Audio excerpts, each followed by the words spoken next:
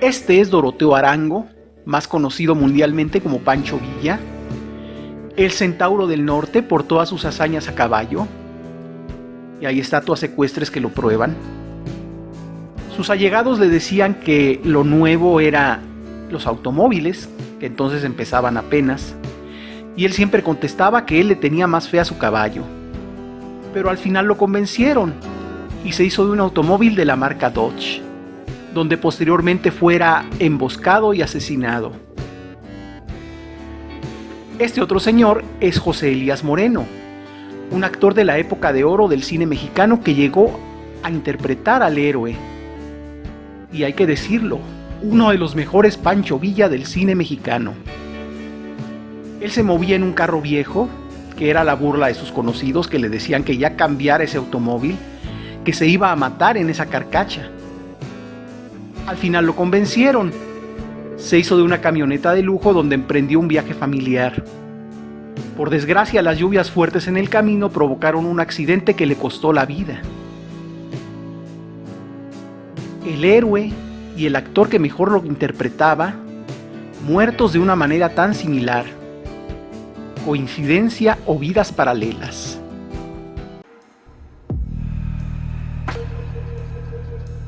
En la hora más alta de la noche,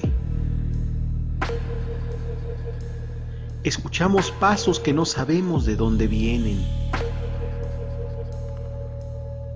Sentimos miradas penetrantes y no vemos a nadie al voltear. Presencias extrañas, sucesos que no nos explicamos.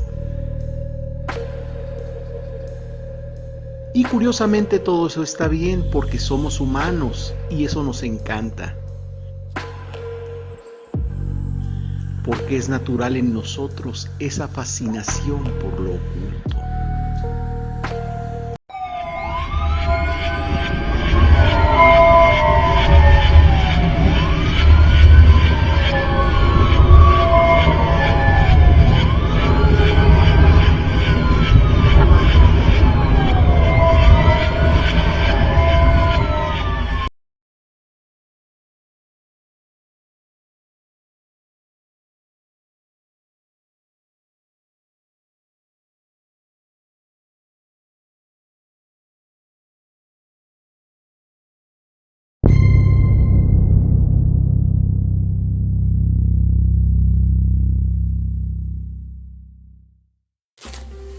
La pochota es un árbol, una ceiba parienta del baobab, un árbol de tronco grueso y espinoso, cuyos frutos son como mameyes, pero están llenos de una especie de algodón que se usa para rellenar almohadas.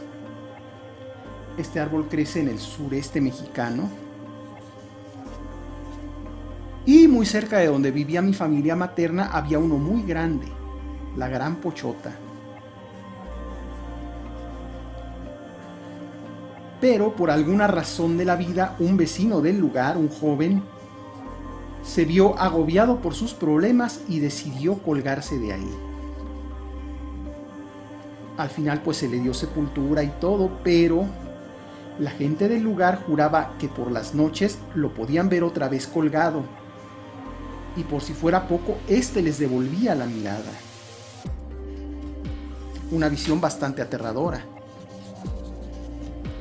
Tenemos entonces que a otro tío mío, uno muy distinto a los que ya he contado, pero finalmente hermano de ellos, le pasó que volviendo a casa tenía ese miedo.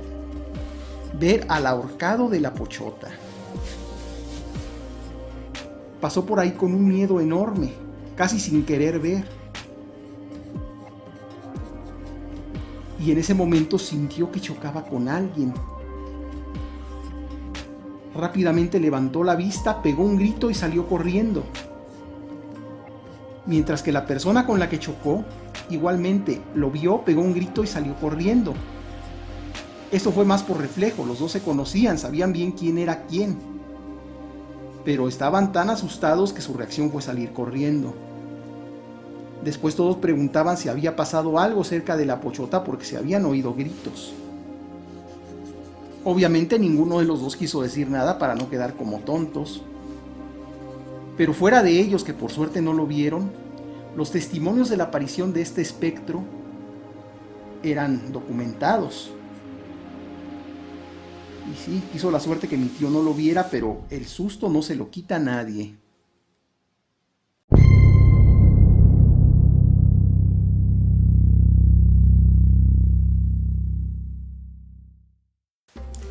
Hemos hablado mucho de terror sobrenatural. Y francamente creo que a todos nos encanta. Las cosas que no tienen explicación. Este año vamos a hacer una pequeña excepción. Y vamos a hablar de terror de la vida real. Sus alumnas, que lo querían mucho, le llamaban el maestro Chespirito. Era un hombrecito que apenas si despegaba del suelo, pero con una voz como de relámpago, tremenda. Así que cuando gritaba, pues todos a temblar. Y no estamos en la sección de Al Maestro con Cariño, pero vamos, así empieza este relato. Al maestro Chespirito lo conocimos en la primaria, pero regresó en los días de secundaria. Le tocó regresar en los días del temblor de 1985. Cuenta que regresando a su casa, después del sismo, caminando por el primer cuadro, era un auténtico caos poder pasar por ahí. No teniendo mucho que hacer en medio del gentío, se le ocurrió sacar una libretita y una pluma y empezar a anotar algunas cosas. Cuando uno de los rescatistas, bueno, de los que estaban llevando el orden, pues, los rescatistas estaban rescatando, pues un guardia del orden lo vio y le hizo una indicación.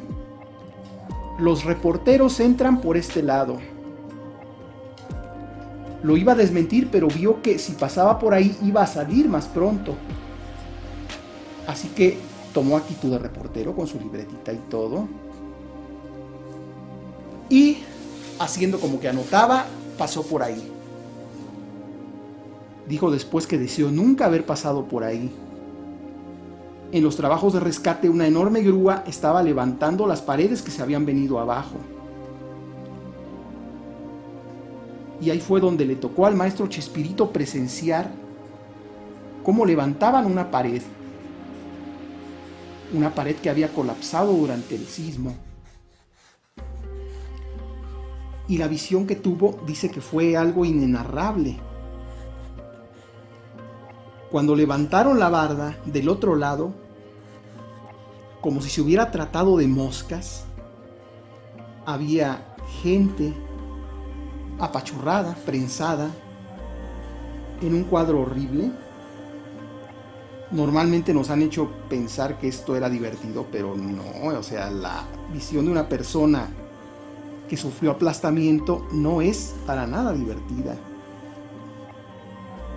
Él dice que nunca va a olvidar cómo vio a la gente ahí, como si se tratara de insectos, como si fueran moscas.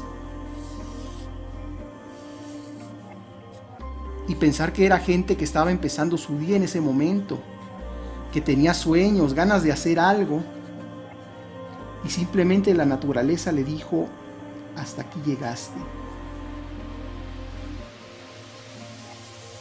Y sí, pobre Chespirito, dice que esto ni a su peor enemigo se lo desea.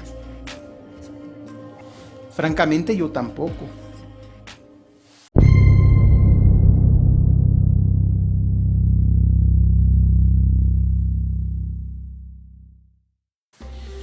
Bueno, el relato anterior parecía sacado de Al Maestro con Cariño, y espero que este no parezca que lo sacamos del gameplay pobre. Pero bueno, tiene un poquito que ver.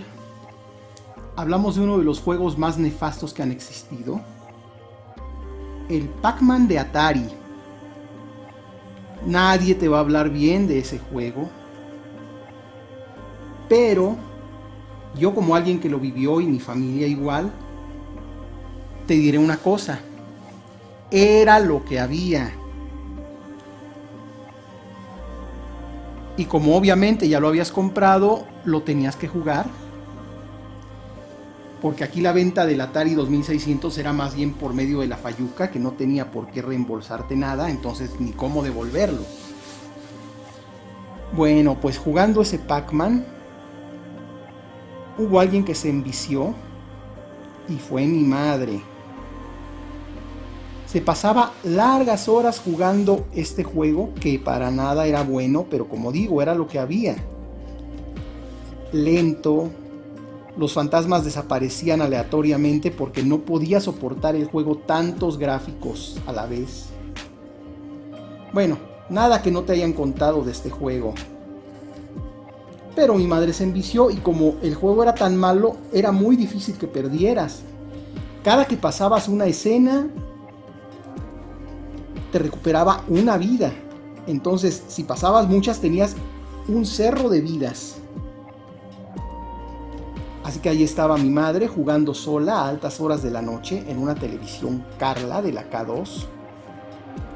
Porque esas televisiones tenían nombre de mujer y con letra K.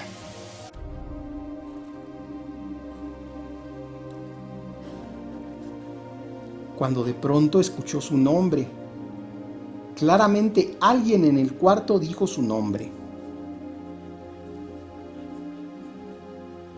Para pronto, que apaga el Atari y que se va a acostar.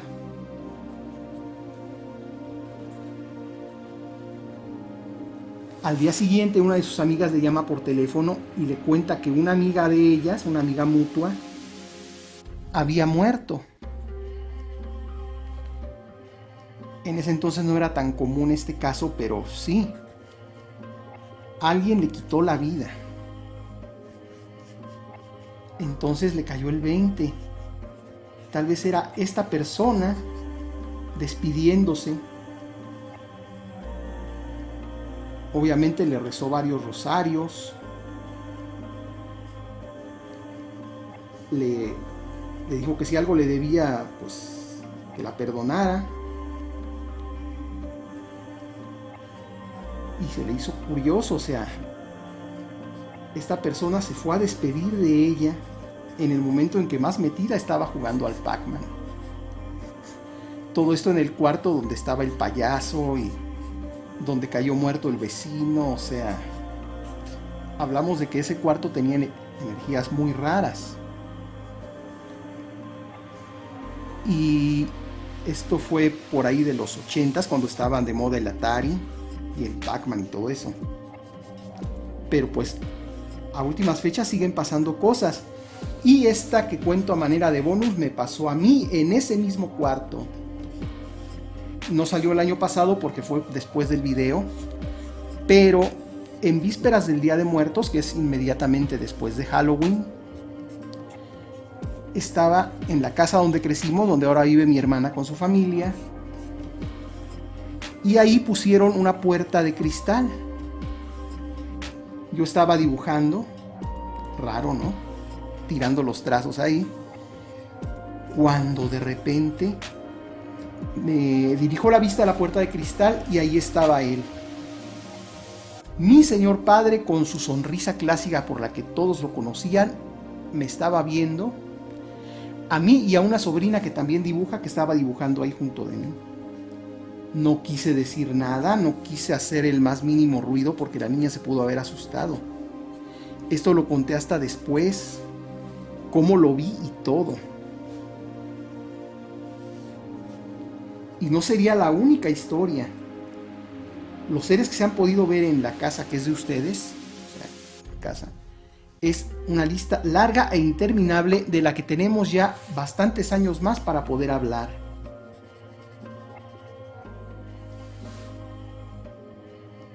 ¿Qué nos deparará el próximo año? Por lo pronto solo me queda agradecerles que siempre estén pendientes de nuestros especiales. De verdad, muchas gracias.